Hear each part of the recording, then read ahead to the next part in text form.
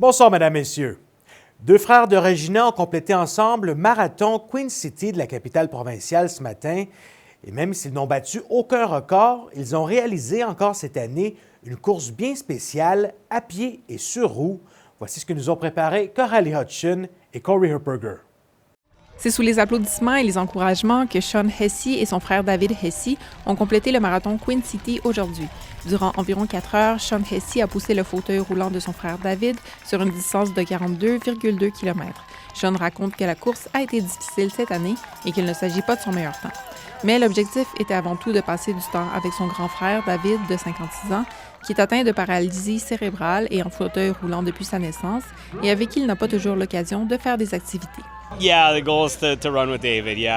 explique que l'objectif est de courir avec David. Il souhaite courir le plus vite possible, mais l'important est de passer un bon moment ensemble et que les gens l'encouragent. Sean Hesse courait en solo depuis longtemps, mais cela fait maintenant 5 fois qu'il court le marathon en tandem avec son frère David, qui apprécie bien l'expérience, selon Sean.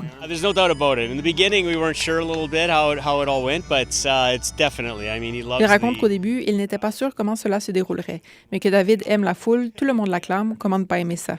Il sort pour une belle journée et aime bien avoir une boisson gazeuse après. Pop and chips, that's the best part of the race, huh? Pop and chips, yeah. C'est lors du marathon de Boston de 2014 que Sean a eu l'idée de courir avec son frère. Il a été inspiré par un homme qui courait avec son fils dans une chaise de course spéciale. Sean explique que ce modèle de chaise à 3 roues est vraiment bien conçu pour la posture de quelqu'un qui est dans un fauteuil roulant tout le temps et que son centre de gravité le rend également plus facile à manier. Sean et David comptent revenir l'an prochain pour l'événement au marathon Queen City, qui, comme le rappelle une bénévole, accueille les personnes en situation de handicap qui souhaitent prendre part à l'événement. C'est vraiment un événement pour tous les âges. Puis vraiment, on ne vous arrête pas, même si vous êtes en chaise roulante. Ici Coralie Hutchin, Radio-Canada, Regina.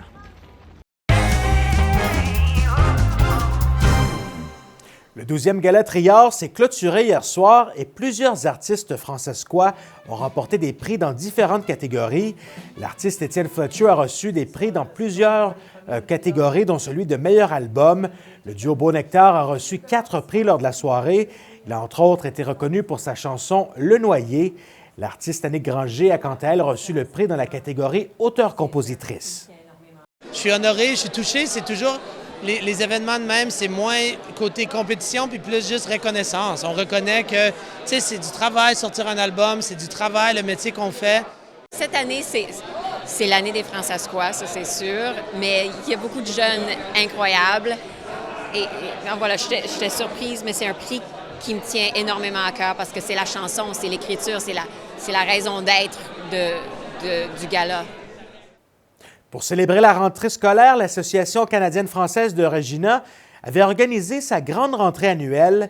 L'événement, qui en était à sa 2e année, a eu lieu hier soir au Centre des sciences de la Saskatchewan. Il avait pour objectif de permettre aux familles nouvellement arrivées dans la capitale saskatchewanaise de découvrir les organismes francescois, mais aussi de les aider à créer des liens dans leur nouvelle communauté. Les personnes sur place ont aussi pu assister à la prestation des artistes Samantha Nienimana et Paulina Salisbury. C'est de créer une occasion où les parents et les élèves peuvent se rencontrer, créer de nouveaux liens et faire le réseautage pour les nouveaux membres qui sont venus s'installer ici, qui ont des enfants. L'importance de l'événement, c'est comme apprendre comme d'autres connaissances, d'autres nationalités. Je suis aussi un Africain d'origine burundaise, donc avoir d'autres connaissances, d'autres expériences, c'est important dans la vie.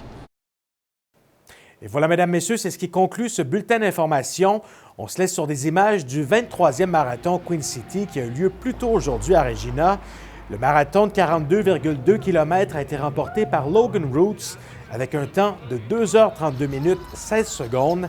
La femme la plus rapide a été Caitlin Schindel qui a complété le parcours en 2h50 minutes 50 secondes. Ici Karel Hood-Hébert et au nom de toute l'équipe, je vous remercie d'avoir été des nôtres. On se retrouve plus tard et d'ici là, bonne soirée.